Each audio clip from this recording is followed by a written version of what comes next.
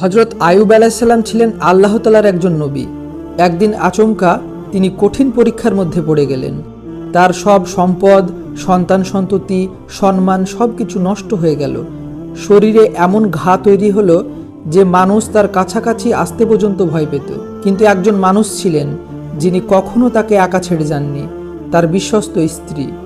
তিনি দিনরাত তার সেবা করে গেছেন। শয়তান সুযোগ পেল এবং তার স্ত্রীর মনে কুমন্ত্রণা দিল, তোমার রব কি তোমাদের ভুলে গেছেন? স্ত্রী সরল মনে নবী আয়ুব আলাইসাল্লামকে এই কথাটি জিজ্ঞেস করলেন। এটি শুনে নবী খুবই কষ্ট পেলেন। তিনি বললেন, যখন আমি সুস্থ হয়ে উঠব আমি তখন তোমাকে 100টা বেত্রাঘাত করব।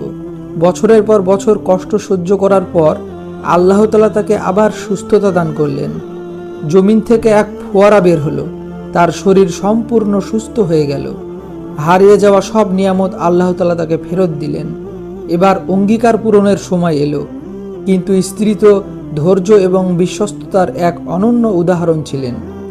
তখন আল্লাহ তাআলা নির্দেশ দিলেন, 100টা কঞ্চির একটা গোচ্ছা নাও এবং তাকে একবার আঘাত করো, এতে তোমার কসমও পূরণ হয়ে যাবে এবং তার প্রতি রহম এবং দয়াও থাকবে। শিক্ষা: যে বান্দা ধৈর্য ধরে আল্লাহ তাআলা তাকে কখনো একা ছেড়ে দেন না।